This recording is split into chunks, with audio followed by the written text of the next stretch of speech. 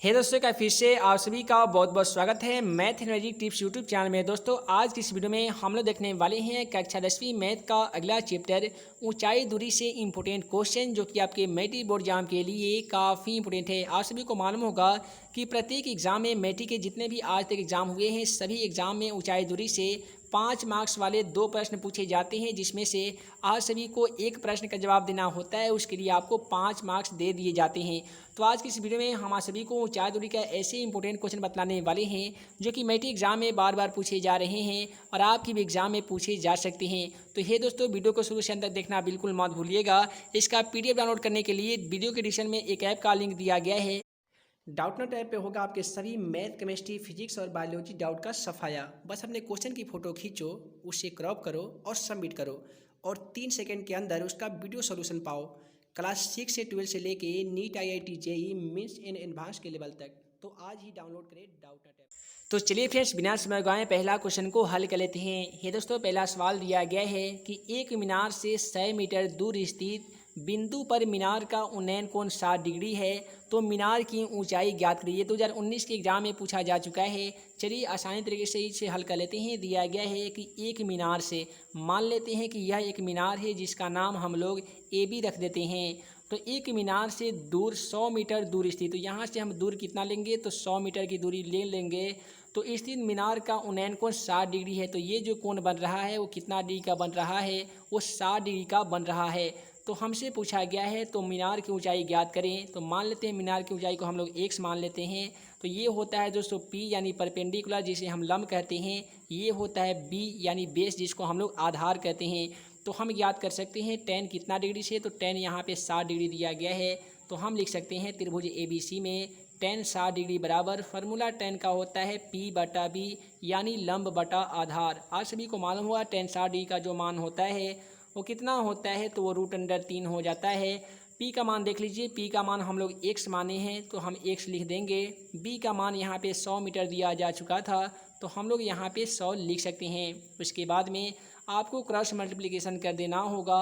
x में अगर 1 से गुना कीजिएगा तो x हो जाएगा, 100 में √3 से गुना कीजिएगा तो कितना हो जाएगा, तो 100 √3 हो जाएगा।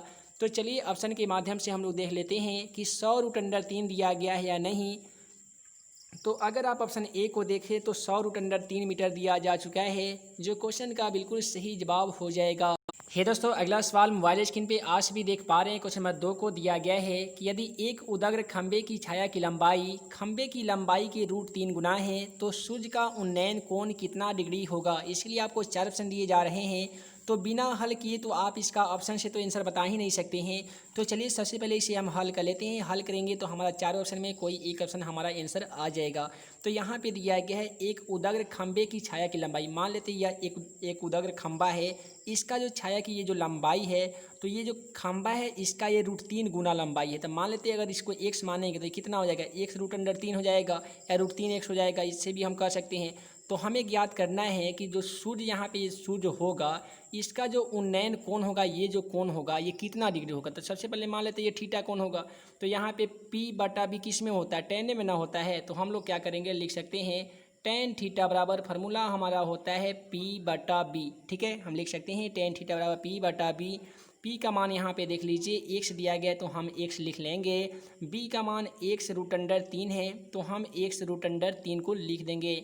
है दोस्तों, x से x को हम एक मरतबे कटा देंगे तो हमारा कितना आ जाएगा, तो 1/√3 आ जाएगा। अब आपको याद करना होगा कि 1/√3 tan में कितना डिग्री का मान होता है। तो tan में जो 30 डिग्री का मान होता है वो 1/√3 होता है। यानी क्वेश्चन का सही जवाब होगा वो ऑप्शन B हो जाएगा, 30 डिग्री।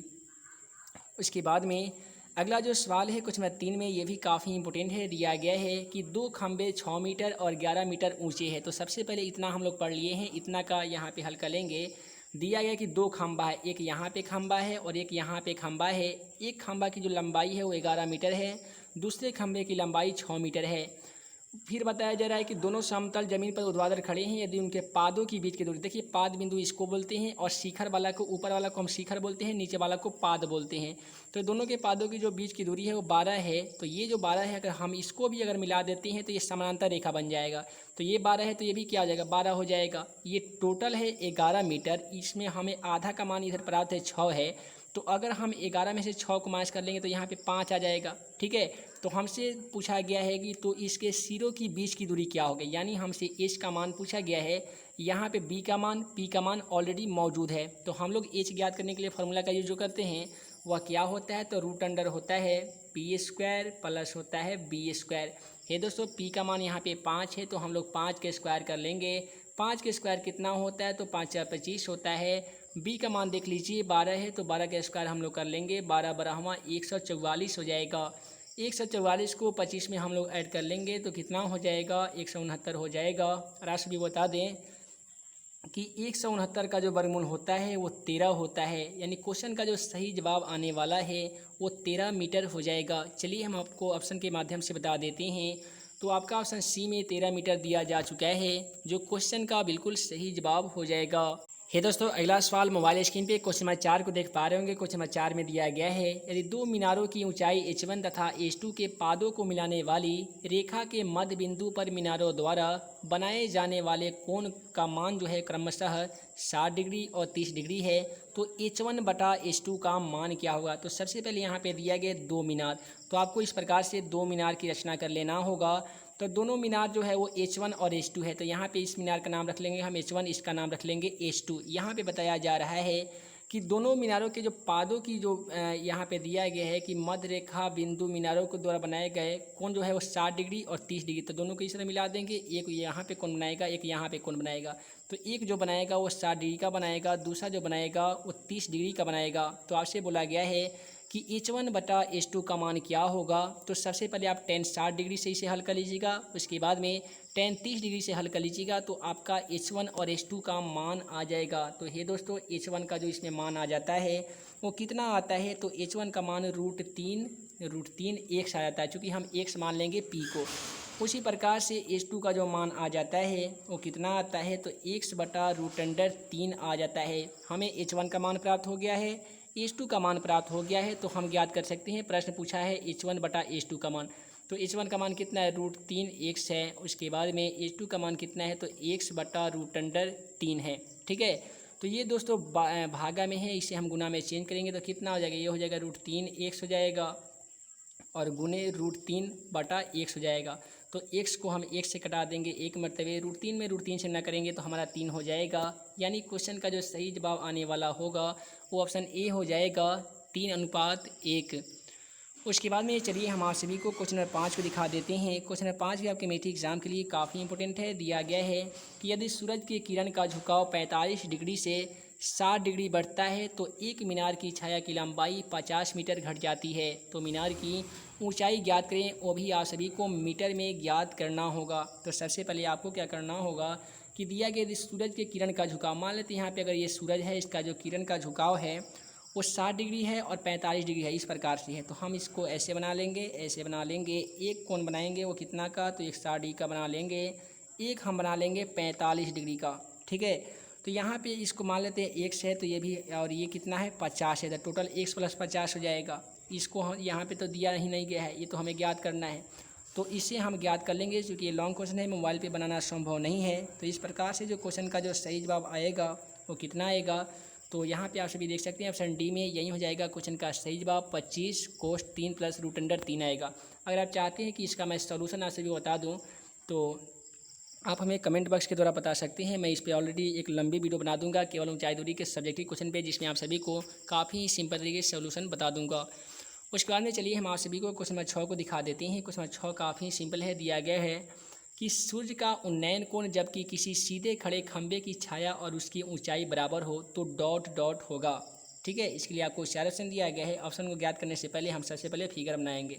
दिया गया सूर्य का उन्नयन कोण, मान लेते हैं अगर यहाँ पे ये सूर्य है तो इसका उन्नयन कोण जबकि सीधे खड़े, यहाँ पे इस प्रकार से बना लेंगे एक फिगर। ठीक है, ये कोण का मान हमें प्राप्त नहीं है तो हम इसे थीटा मान लेंगे। दोनों में इसको हम x मान लेते हैं और इसे भी x मान लेते हैं। तो हमें क्या करना है, तो उसकी ऊंचाई बराबर डॉट डॉट होगा। तो टेन में हम टेन थीटा से बना लेंगे, ऐसे लिख सकते हैं टेन थीटा बराबर फार्मूला होता है पी बटा बी। पी का मान देख लीजिए एक्स है, बी का मान देख लीजिए ये भी एक्स है, इतना ही ना है। तो एक्स बटा एक्स को कटा देंगे, कितना आ जाएगा, एक आ जाएगा। अब आपको ये देखना होगा कि टेन में एक जो मान होता है वो कितना डिग्री का होता है। तो ये दोस्तों आपसे बता दें कि टेन में जो 45 डिग्री का जो मान होता है वो एक होता है, ठीक है। तो क्वेश्चन का सही जवाब ऑप्शन बी हो जाएगा 45 डिग्री। उसके बाद में अगला जो सवाल है हमारा क्वेश्चन नंबर 7 दिया गया है कि सूर्य का उन्नयन कोण जबकि सीधे खड़े खंभों की छाया और उसकी लंबाई और ऊंचाई बराबर होगा। तो देखिए यहाँ पे पहले वाला जो क्वेश्चन है यहाँ पे आप सभी देख भी सकते हैं।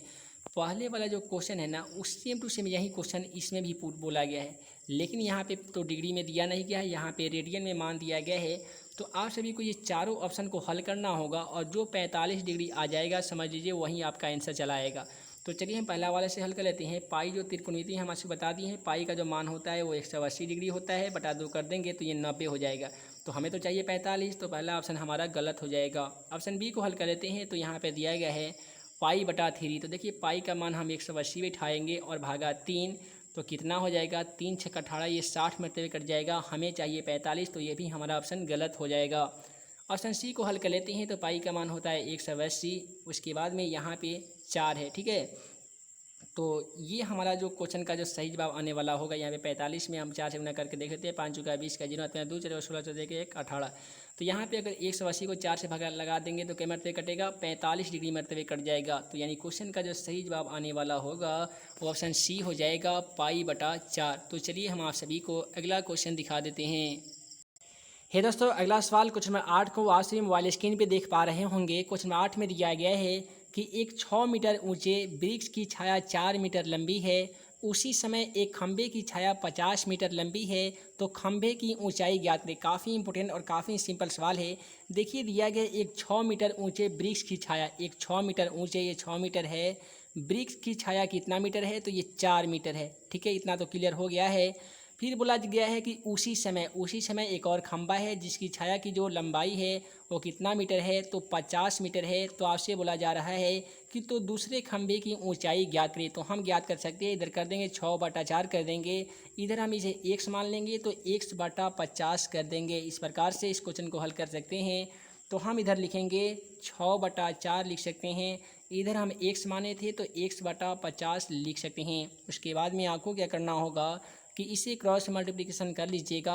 देखिए x में 4 से गुना कीजिएगा तो कितना हो जाएगा, x गुने 4 हो जाएगा। उसी प्रकार से 50 में 6 से गुना कीजिएगा तो 50 गुने 6 हो जाएगा। यहाँ पे है गुना 4 बराबर उधर जाके भागा 4 हो जाएगा।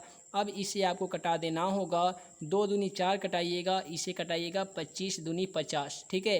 फिर ये 2 जाके काटेगा 6 को, 3 दूनी 6। तो अब क्या कीजिएगा कि 25 में आपको 3 से मल्टीप्लिकेशन कर देना होगा। आप सभी को मालूम होगा कि 25 में 3 से मल्टीप्लिकेशन करते हैं तो कितना हो जाता है, तो 75 हो जाता है। क्वेश्चन का सही जवाब ऑप्शन सी हो जाएगा 75। तो चलिए हम आप सभी को आगे की क्वेश्चन बता देते हैं। क्वेश्चन नंबर 9 में दिया गया है कि एक 6 मीटर ऊंचे खंभे की छाया पृथ्वी पर 2√3 मीटर लंबी है, तो सूर्य का उन्नयन कोण क्या होगा। यहाँ पे थोड़ा ध्यान से समझिएगा, दिया गया है कि एक 6 मीटर ऊंचे खंभे की छाया, देखिए एक खंभा है जिसकी जो लंबाई बता दिया गया है वो कितना मीटर, 6 मीटर। पृथ्वी पर 2√3 मीटर लंबी है, ये पृथ्वी पर कितना मीटर लंबी है, तो 2√3 मीटर लंबी है।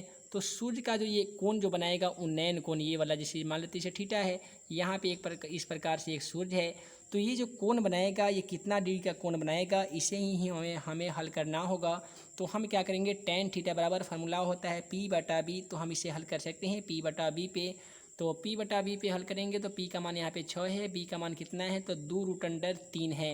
इसे हम कटा सकते हैं, 3 दूनी 6, तो कितना हो जाएगा, 3√3 हो जाएगा। तो अब हम √3 से परमेयीकरण कर देंगे, तो परमेयीकरण करेंगे तो 3 में √3 से ना करेंगे तो 3√3 हो जाएगा। फिर √3 में √3 से ना करेंगे तो कितना हो जाएगा, 3 हो जाएगा। इस प्रकार से हम 3 से 3 को काट सकते हैं, तो हमारा कितना बच जाएगा, √3 बच जाएगा। और आप सभी को मालूम होगा कि tan में √3 कितना डिग्री का मान होता है, तो 60 डिग्री का मान होता है। यानी क्वेश्चन का जो सही जवाब आएगा वो ऑप्शन ए आएगा। एक बार चलिए फिर से बता देते हैं।